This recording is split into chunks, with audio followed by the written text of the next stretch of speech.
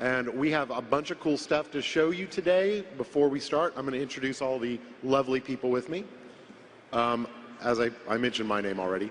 To my left is Kevin Martins. He's our lead content designer. Josh Tallman, concept artist. Pete Cooper, senior environment artist. Pete. Jason Bender, senior system designer. Jill Harrington, senior technical artist. Steve Shimizu, lead gameplay programmer. Christian Leichner, our art director, and Michael Nicholson, senior user interface artist. Woo! Let's hear it for UI.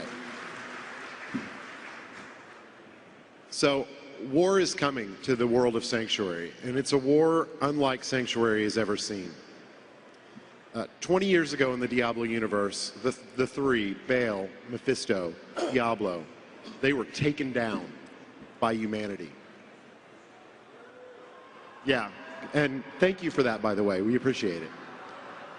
So, hell shuddered in fear. They've spent the last 20 years preparing for their revenge. So today, what we're going to talk to you about is how we build a world under siege by all of the forces of hell. We're going to start with story and go into environment, and we're also going to show you a little bit about the tools of the trade that you're going to use to fight that coming war. So I'm going to turn it over to Kevin.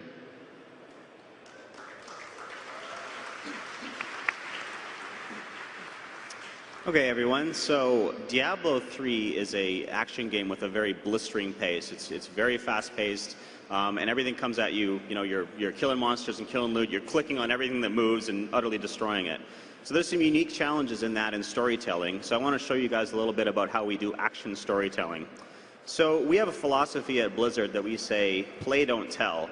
And whenever possible, we want players to experience the events of the story, to personally partake in the twist instead of just seeing it in a cinematic or a dialogue, etc. No matter how spectacular, you feeling it yourself is better. So we haven't always done a great job at this, and I want to show you guys an example from Diablo 2 that could have been better.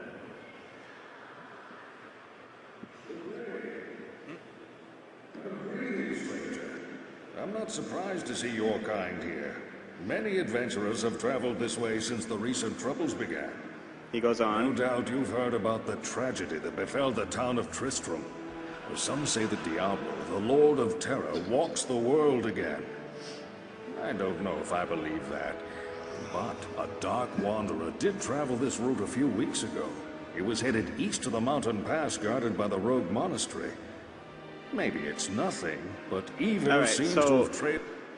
Warev's a good man, but he just won't shut up. And, you know, in Diablo, you really want to click on everything that moves until it blows up in bloody chunks and treasure. So,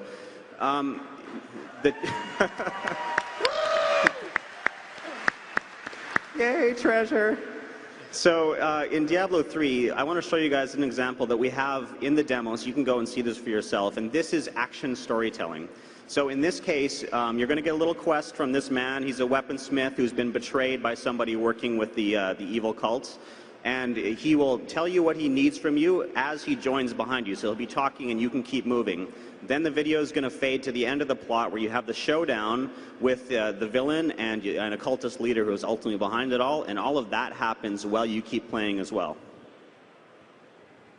So all of the talking is kept very short, and there's no dialogues that are anywhere near 1 minute and 4 seconds long, for example. No matter how slowly Warev talks, we're going to have him talk only just a tiny bit. And here we go. I will make an example of Dargon, that traitorous cur. Help me hunt him, and I will sell to you instead of those zealots. Master, help me. The crazed weapon maker wants my head. What makes you think I care for your life? Kill them, my pets.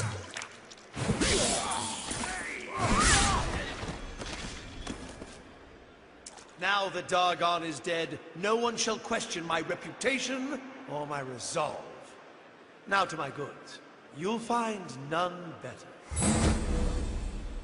All right.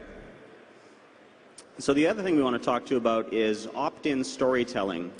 In Diablo 3, we actually have a lot more story depth. There's more lore, there's more conversations, there's more information, there's more things to read and listen to. But all of it, not all of it, the vast majority of it is opt-in. The player can experience it when he wants to.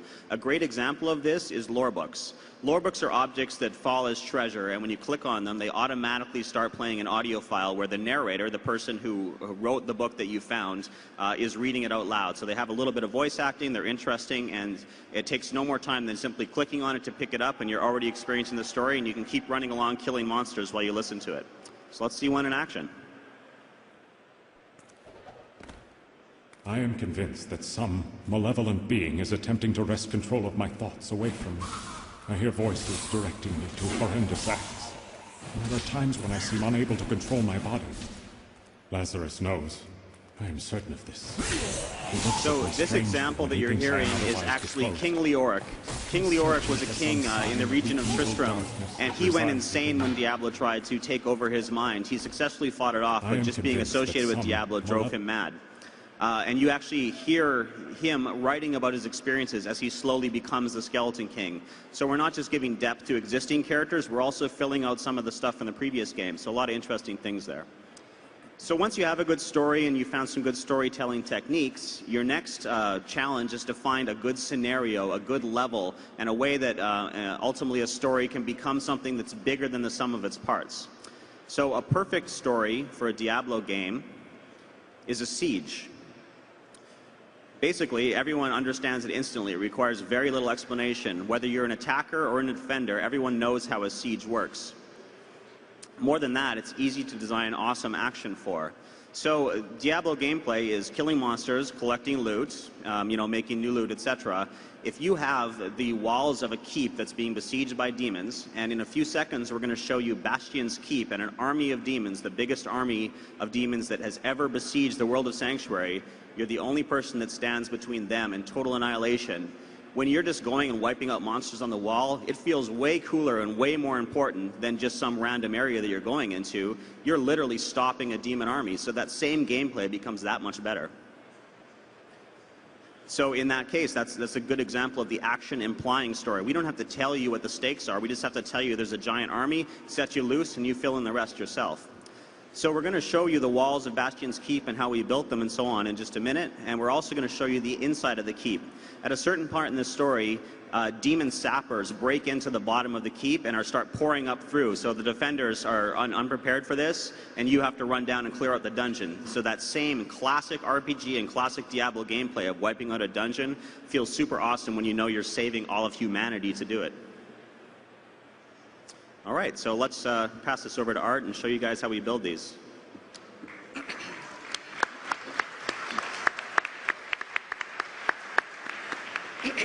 All right, so when design and story come up with an idea like that for gameplay, it's then concept team's job to take over and to give that idea visual form. So when we were told that there was going to be a siege portion of the game, one of the first images that popped up in our heads was the image of a battleship. Now, on a battleship, there are a lot of shapes that really reinforce the idea that it's supposed to be this impenetrable fortress. So we decided to work those ideas into our early sketches and see how they turned out. If you look at some of those, for example, maybe you see that giant iron spike-like thing hanging off a chain kind of reminds you of an anchor, or the walkways of the fortress are already kind of long and elongated. They kind of resemble a ship anyway. So instead of having archers, maybe we should have giant ballistas on rotating platforms. It kind of reminds you of the guns on a gunship. And maybe instead of round towers or your typical square towers, we could have the towers be triangles to remind you of the bow of a battleship. And that triangular shape is something that all of us actually really liked because of its iconic properties, and we decided to use it as the main visual theme for the entire area. So we decided to put variations of the triangle all over the columns, the doorways, the walkways, the towers, and it really gave it this unified feel that made it look like it was designed by one architect, which was a good thing. So after that, it was time to define the materials, and for the materials, we chose just simple stone and iron. They're simple materials, but they're also very easy to read from our game cam, and they're easy to understand as far as like what it's made out of and that it's very strong and sturdy.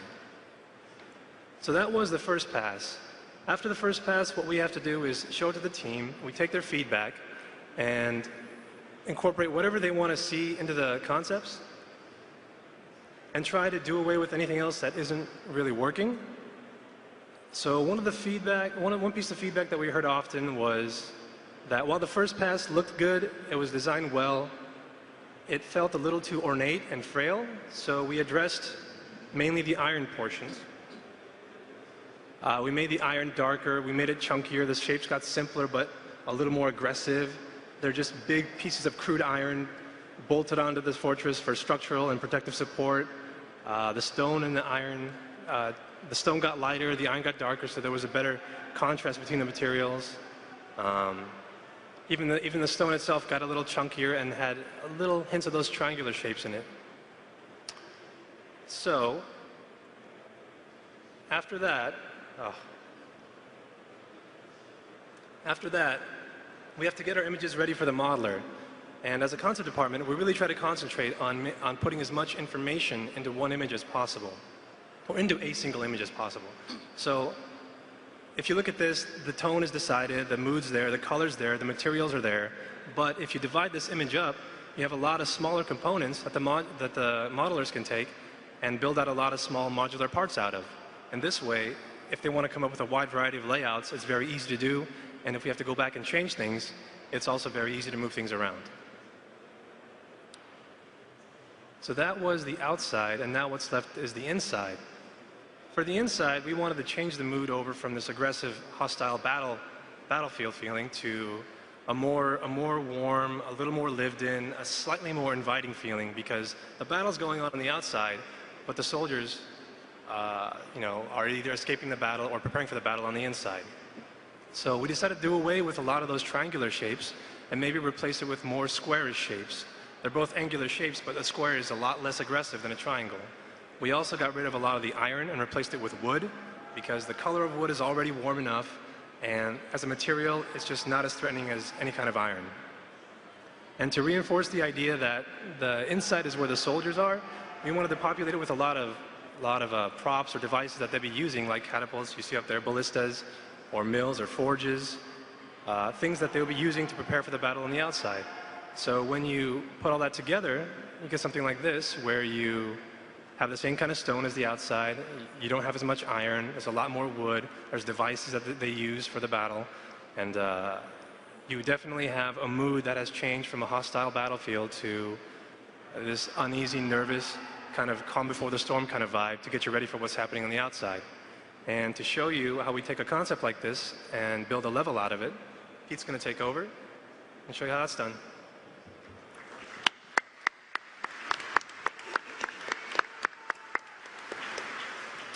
Thanks, Josh. Great job. So when we get a concept like this from our amazing concept department, we sit down on the environment team and have a meeting and figure out how we're going to turn this into in-game assets. This particular concept is actually really fantastic because from this one shot we get a lot of mood and depth, and we get all the materials we need. So it's incredibly useful. So in this, we figure out how we're going to break it up into components, walls and floors and pillars and etc. So once we have that, we start building. So here's a quick video showing a gray box version. So we build walls, pillars, bridges. We figure out the gameplay space. In this portion of building, there's a lot of back and forth between us and design to figure out the gameplay space, make sure it doesn't feel too confined, doesn't feel too open, has a nice feel, nice flow.